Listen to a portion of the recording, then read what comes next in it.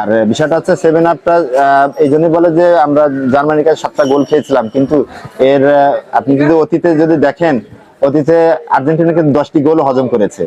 এরকম রেকর্ডও জানা আছে কিনা আপনার জানা নেই আমার, কিন্তু এটাই বাস্তব। কিন্তু আমরা এই নিয়ে আগে আসলে ব্যঙ্গত্ব করি না, করলে এটা নিজেদের ভিতরে আমরা উপভোগ করি খেলাটাকে। এখানে আর্জেন্টিনা একটা প্রসিদ্ধ ফুটবল টিম, যে টিমটি আমরা আর্জেন্টিনার সাপোর্টার আছি, আমরা আশা করি অন্তত এই 3 স্টারের জায়গায় এবার 4 স্টার পদার্পণ করবে। এই আত্মবিশ্বাসে আমরা আর্জেন্টিনার সাপোর্টাররা আমরা এই আশায় আছি। ইনশাল্লাহ আগামীতে আর্জেন্টিনাই বিশ্বকাপ বিজয়ী হবে, এই প্রত্যাশা রাখছি আমি। ব্রাজিলের মুখোমুখি হলে আমার আমার প্রিয় খেলোয়াড় মেসি অন্তত তার সাধ্য মতন চেষ্টা করে সে ব্রাজিলকে হারাবে, এই প্রত্যাশা আমরা রাখি। এখন ডি মারিয়ার বিপক্ষে যে কথাটা আপনি বলছেন প্রিয় সাংবাদিক ভাই, বিষয়টা হচ্ছে খেলা শেষে আপনি দেখবেন যে আমাদের ডি মারিয়ার প্রয়োজন হয় না। আপনার আর্জেন্টিনা একটি শক্তিশালী ফুটবল টিম, যেটা প্রত্যেকটা প্লেয়ারই ডি মারিয়ার ভূমিকা রাখবে, এই প্রত্যাশা রাখি আমরা। ধন্যবাদ আপনাকে। আসলে বিশ্বকাপ শুরু থেকে এই পর্যন্ত সর্বোচ্চ চ্যাম্পিয়ন হচ্ছে ব্রাজিল।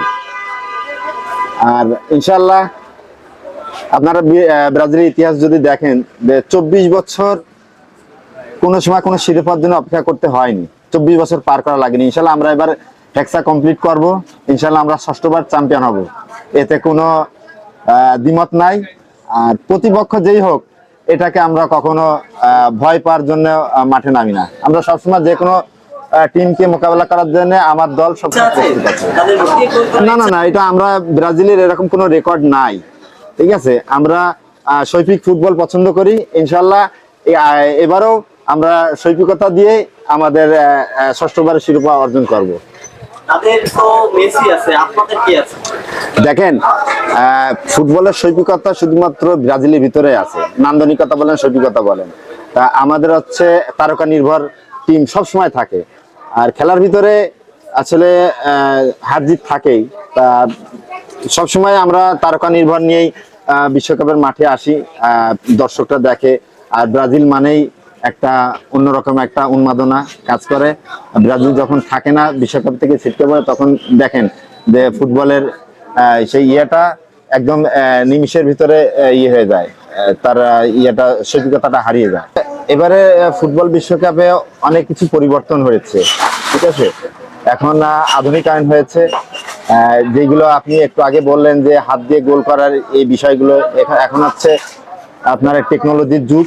এখন আসলে এই ধরনের কোন রকম কোনো কিছু করার সুযোগ নাই, ঠিক আছে। আর এবার হচ্ছে আপনারা আমেরিকা, কানাডা, মেক্সিকোতে 3 জায়গায় মিলাই ফুটবল ইয়ে হচ্ছে।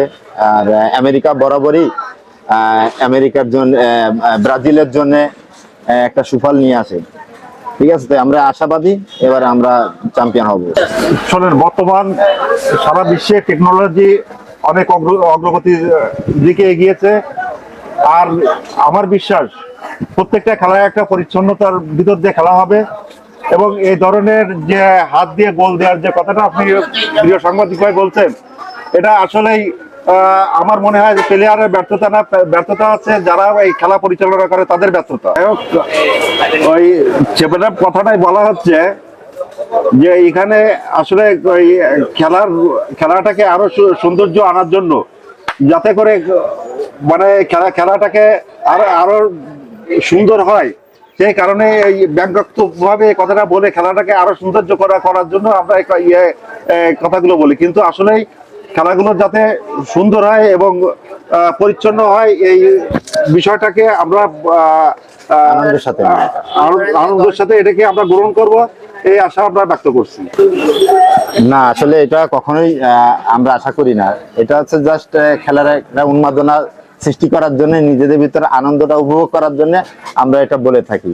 আর বিষয়টা হচ্ছে সেভেন আপটা এই জন্যই বলে যে আমরা জার্মানির কাছে 7টা গোল খেয়েছিলাম, কিন্তু এর আপনি যদি অতীতে যদি দেখেন, অতীতে আর্জেন্টিনা কিন্তু 10টি গোল হজম করেছে। এরকম রেকর্ডও জানা আছে কিনা আপনার জানা নেই আমার, কিন্তু এটাই বাস্তব। কিন্তু আমরা এই নিয়ে আসলে ব্যঙ্গত্ব করি না, করলে এটা নিজেদের ভিতরে আমরা উপভোগ করি খেলাটাকে।